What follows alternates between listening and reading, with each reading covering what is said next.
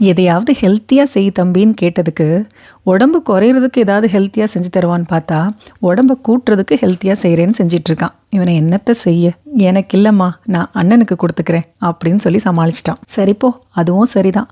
ஏன்னா மாங்குன்னு சாப்பிட்டாலும் உடம்பே வைக்க மாட்டேங்குது ரெண்டாவது பையனுக்கு. இவனையும் அவனையும் பார்த்தா லாரல் அண்ட் ஹார்டி மாதிரி தான் இருக்குது. என்ன சொல்ல, அப்படி அண்ணனுக்கு உடம்பு வைக்கிற அளவுக்கு என்னையா டிஷ் பண்ண போகிற அப்படின்னு கேட்டதுக்கு அவளில் ஏதோ ஒரு ட்ரிங்க் பண்ண போகிறேம்மான்னா.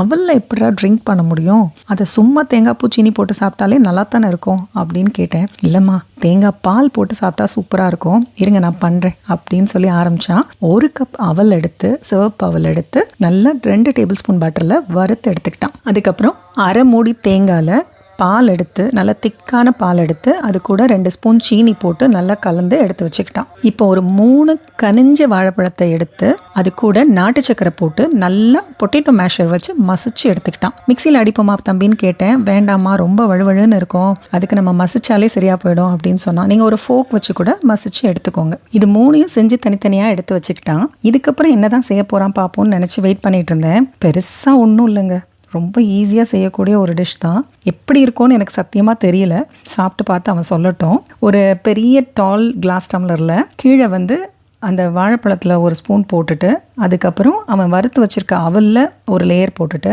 திரும்ப வாழைப்பழத்தில் 1 ஸ்பூன், அதுக்கப்புறம் வறுத்த அவலில் 1 ஸ்பூன், இந்த மாதிரி ஆல்டர்னேட்டிவாக அரேஞ்ச் பண்ணிக்கிட்டான். அதில் கடைசியாக அவன் எடுத்து வச்சுருந்த தேங்காய் பால் இருக்கு இல்லையா, அதை ஊற்றிக்கிட்டான். இது எல்லாம் முடிச்சதுக்கப்புறம் இதோட முடிஞ்சு போச்சுன்னு நினச்சிட்டு இருந்தேன். அது கூட 1 ஸ்கூப் ஐஸ்கிரீமை போடுறேன்னு போட்டு தெறிக்க விட்டான் பாருங்க. எதுக்கு ஏன் அந்த ஐஸ்கிரீமு அப்படின்னு.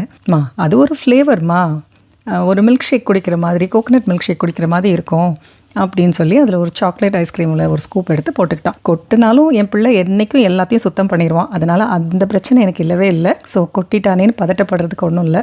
எதை என்ன செஞ்சாலும் அந்த இடத்த நீட்டாக வச்சுட்டு போகிறது அவனுக்கு என்றைக்கும் இருக்கிற பழக்கம்தான். Chocolate ice cream, coconut milk, mashed bananas, fried அவல், இது எல்லாத்தையும் வச்சு அவன் பண்ண இந்த மில்க் ஷேக்குக்கு ஒரு புட்டிங், வாட் எவர், இல்லை ஃபலூடா, என்ன வேணால் சொல்லுங்கள், அதுக்கு இனிமேல் நீங்கள் தான் பேர் வைக்கணும், எனக்கு தெரியல. ஸோ இதை செஞ்சு சாப்பிட்டு பார்த்துட்டு இதுக்கு ஒரு பேரையும் சஜஸ்ட் பண்ணிடுங்க, ஓகேவா?